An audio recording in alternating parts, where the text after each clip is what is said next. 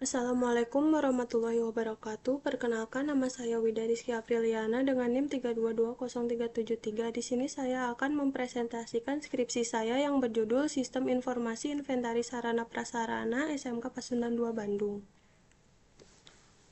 Yang pertama, bab 1, latar belakang. Di era teknologi yang semakin canggih, pemanfaatan teknologi menjadi solusi efektif dalam berbagai bidang, termasuk di bidang pendidikan.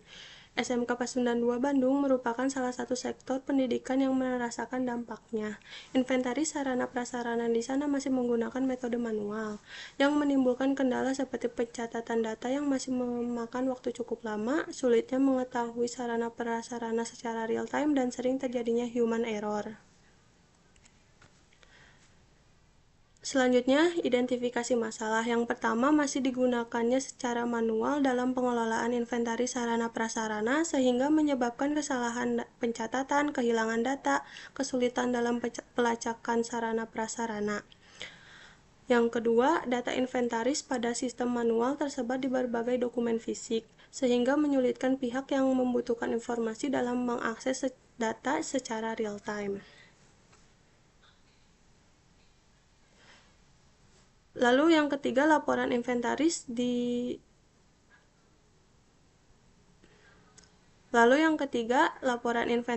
yang dihasilkan dari sistem manual sering tidak up to date sehingga menyulitkan dalam pemberian sarana prasarana. Selanjutnya, tujuan penelitian. Yang pertama, menghadirkan sistem komputerisasi sehingga tersajinya informasi data yang benar, menghindari kesalahan data, dan memudahkan pelacakan sarana prasarana. Yang kedua, sistem ini menggunakan metode komputerisasi untuk mengelola data inventaris sehingga terdistribusikannya data secara cepat dan akurat kepada pihak yang membutuhkan. Yang ketiga, mengembangkan sistem komputerisasi yang dapat menghasilkan laporan inventaris secara real time sehingga terinformasikannya data untuk mendukung pemberian sarana dan prasarana. Selanjutnya ada roadmap penelitian. Berikut adalah penelitian yang relevan dalam pembuatan dan pengembangan sistem inventaris sarana prasarana di sektor pendidikan. Yang pertama ada Andi Manuel Prima dan Dadang Iskandar Mulya yang menyoroti penerapan sistem berbasis web di PT Cahaya Perdana Plastik dapat memperluas ruang iklan dan menjadikan informasi produk lebih mudah diakses.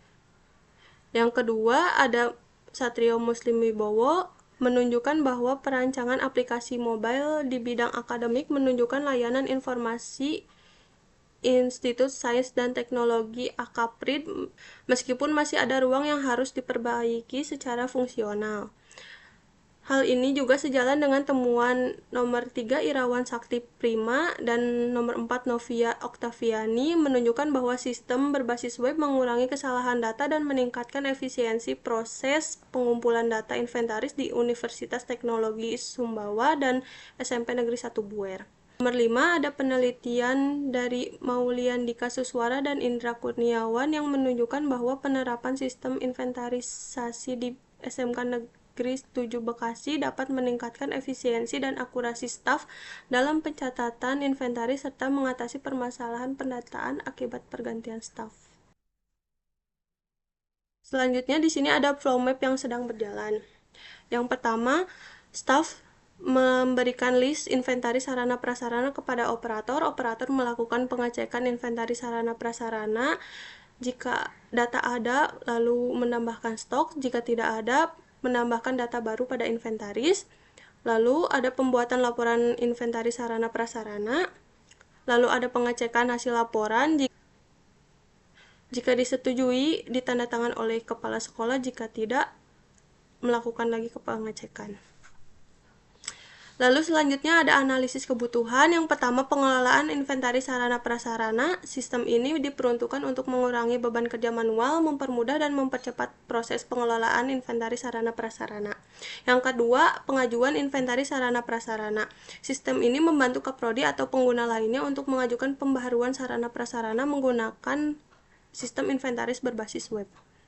Yang ketiga ada laporan inventaris sarana prasarana. Sistem dapat menghasilkan laporan dengan cepat dan mudah untuk diberikan kepada staf atau instansi lainnya yang membutuhkan. Selanjutnya analisis pengguna sistem. Yang pertama ada admin. admin hak aksesnya yang pertama login, home, daftar ruangan, daftar kategori, daftar sarana, dan daftar pengajuan. Yang kedua ada user. Hak aksesnya yaitu login, home, daftar ruangan, dan selanjutnya bab 4 perancangan sistem. Di sini ada use case diagram. Di sini ada entitas login. Login jika berhasil akan langsung ke halaman home. Pengelolaan data ruangan ini ada tambah ruangan, edit ruangan, dan hapus ruangan. Lalu ada lihat ruangan. Lihat ruangan ini bisa mendownload laporan.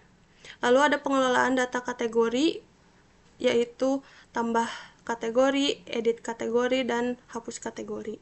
Lalu ada pengelolaan data sarana, sama tambah sarana, edit sarana, dan hapus sarana. Lalu ada daftar pengajuan. Daftar pengajuan bisa menerima pengajuan atau menolak pengajuan.